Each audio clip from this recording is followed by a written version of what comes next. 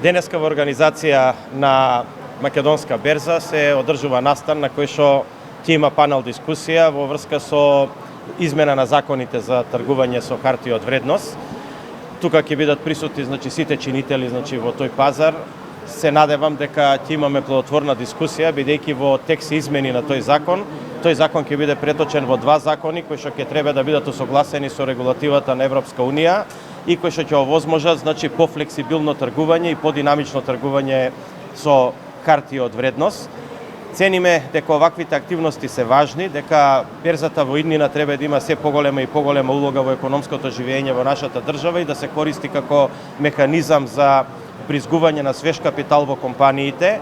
Се надевам дека ќе можеме во иднина да гледаме и IPO активности на берзата, дека се повеќе и повеќе компании ќе се осмелуваат да се префрлаат од друштва со ограничени одговорност во акционерски друштва, бидејќи јасно и познато е дека сите фамилиарни компании во развиениот свет почнувале како друштва со ограничена одговорност, меѓутоа покасно сите тие преминувале во акционерски друштва, бидејќи на тој начин обезбедувале капитал свеж за свое проширување, за проширување на своите дејности. Јасно е дека во рамките на една компанија тешко може да се обезбеди капитал за динамичен напредок на компанијата и за развој, и јас ги охрабрувам сите оние компании кои што денеска се друштва со ограничена одговорност, а имаат идеја за свој развој, да преминат во акционерски друштва и да се обидат на пазарот на хартија од вредност да обезбедат свеж капитал за нивни развој. Вице-премиере, кратко околу вработувањето од јавниот во приватниот сектор. Конкретно би вработиле ли вие во вашите фирми некои од така наречените неработници? Апсолутно да. Прво сакам да ја појаснам пошироката суштина на таа иницијатива. Значи, не станува збор дека некој со сила ќе биде натеран некого да прими на работа, ако е приватна компанија, или некој ако е административен работник, дека со сила ќе биде натеран да оди некаде на работа.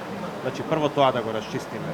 Што вика владата? Владата вика, ако има некои административни работници кои што имаат мали примања или не се задоволни од местото на кое што работат, а при тоа можат и сакаат да најдат работа во приватна компанија, тогаш државата и онака ја плаќа платата за нив сега како административни работници, во следните 6 месеца ќе ја плаќа нивната плата и во приватната компанија, а во тие 6 месеца приватната компанија да им направи преквалификација во таа компанија за да може тие да се прилагодат да работат. Значи, преквалификацијата да не биде на трошок на компанијата, него да биде на трошок на владата.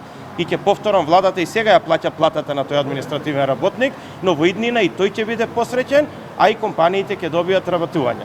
И сега конкретно да ви одговорам на прашањето, доколку постои некој техничар, бидејќи во моите компании има техника, доколку постои некој техничар кој што денеска со средно училиште во владата е административен работник и зима плата од 16.000 денара, толку се платите 17-18, и доколку тој сака да се преквалификува во оператор на CNC машина, заварувач или било што друго, тој во приватна фирма денеска ќе добие плата 25-30.000 денара и доколку таков има, да се разбира, ќе го направи.